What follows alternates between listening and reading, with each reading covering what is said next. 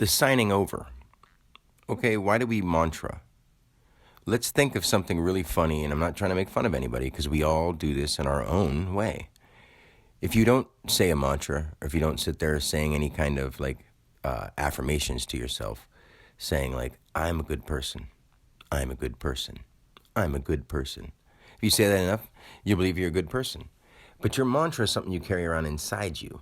And if you believe that everybody is I, and you would say, I'm a good person, and look at the next person as you and say, to them you'd say, you're a good person. And if someone says, that guy over there is an asshole, I'm like, he's a good person. And then that person say, you're a good person, but you have an opinion about that good person, and your opinion of that good person is that you think they're a bad person. But you're a good person, and they're a good person. You just think that that person is a bad person. But I, as a good person, at all times, think the both of you are good. You just have a different opinion. And that's it. So the mantra you carry around with you is what you're thinking at all times. At all times. Your mantra changes. So to make that sound more meaningful to people, or to make more sense of it, you could see it as when you,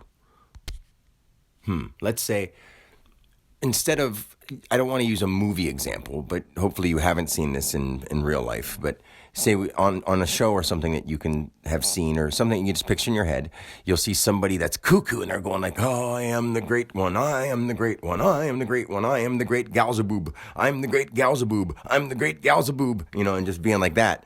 And you're like, that guy's crazy. But he's repeated that he's the great Galzaboob and pictured what the great Galzaboob was so many times that he believes in. And not just in it, he believes he is the great Yalzaboob. Galzaboob. It's fun. But so when you see people that praise Krishna, it's not weird to them to picture the stories and say the stories and chant the mantras. In the same way, somebody who goes into Catholic or Christian or Jewish or any of those religions and reads those books and sees those figures, they believe that God and Jesus look like that. Or if they don't think that far into it, they don't believe in the way they think it looks. They believe in the way they picture it in their mind, the way it looks to them in their true mind. But they're not using their human mind to connect the link between their human mind and true mind, underneath the spirituals part of their mind, to think that those figures were only bringing them to a place where their spiritual mantra synced with something. And if they never have a spiritual mantra, they're always stuck in their everyday changing thoughts, which is then their spiritual mantra. And their everyday, what they walk around talking about, is their physical mantra. If you're a person who studies any kind of spiritual background and you're going, all is one and I am God, all is one and I am God, whatever you see God as, you'll see all as one and you as that. A bunch of people on the planet called Earth that we're just having struggles and this government is ruling our lives. So don't involve yourself with the government. If they come for you, say, I don't involve myself with you. If you take me with you and we go, I've passed the urge to fight because I know where my spirit is. My spirit is in you, around you, surrounds you, and it would astound you if you listened to it. But it's found you. You don't have to find it because it's inside you. It's more profound than you, and it's the foundation of you. And I, Dan, but God itself is in all of us. It's me right now and talking through me right now. It doesn't mean it can't talk through you at all times too.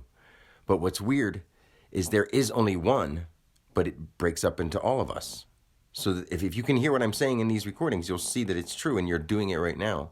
You just may not believe in yourself so much that what I'm saying, you look off and say, I don't believe this Dan Alexander guy, he's weird.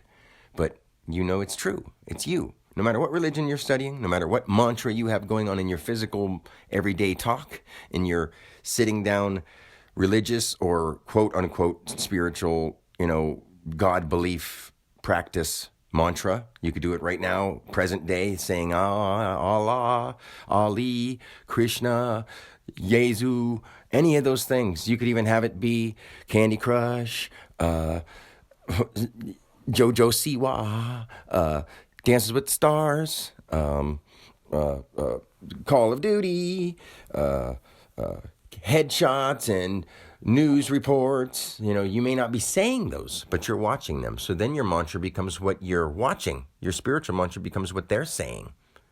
It really does. And it becomes your life.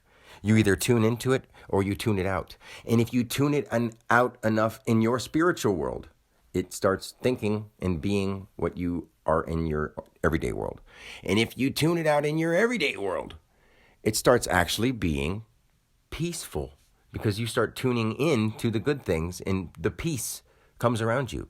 If the peace isn't around you anywhere and you truly feel God, you are at one when you are by yourself. And you're still at one when you're around other people. You just go, oh man, I wish they weren't talking about that, because boy, are they holding themselves down. They don't have bills to pay. They don't have to listen to the government. What is the worst thing that can happen? You're going to lose this body because they're going to come and say, you didn't pay us money, poo, we're going to shoot you. That's just silly.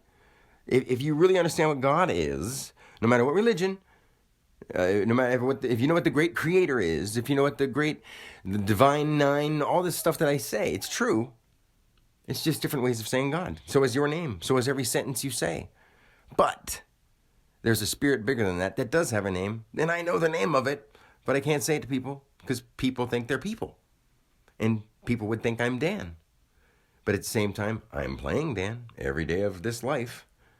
But I love it. And I'm sort of surprised people can't understand that I'm not stupid. I guess what you would call a genius, but who cares? The genie is in me. God is in me. God is in you. Like God is in my name. It's a kinetic math problem, and I could show it to you in numbers and letters and every person I see with my name in a math problem. All I got to do is apply my name as a math problem to anybody's name and show them everything they've ever done in this lifetime. It's freaking weird, I know. But come here and I'll show you.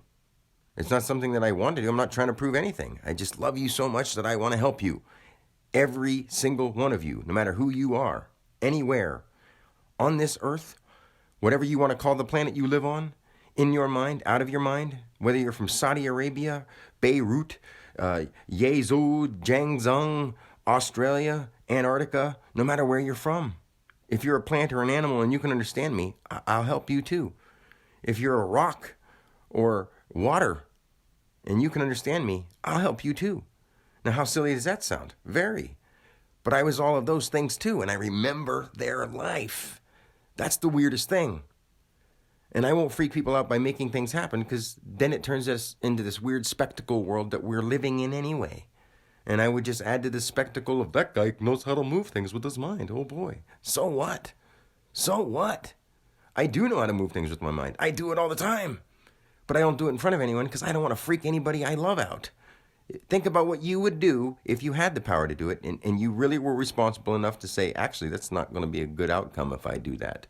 If I make things the way I want them to be, that's actually not going to be an outcome that I want.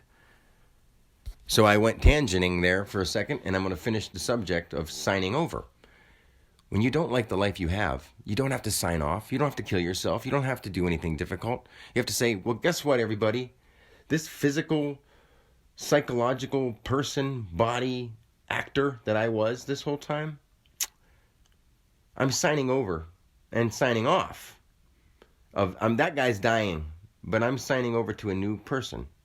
And I'm now switching my psychological, physical, everyday life into something else.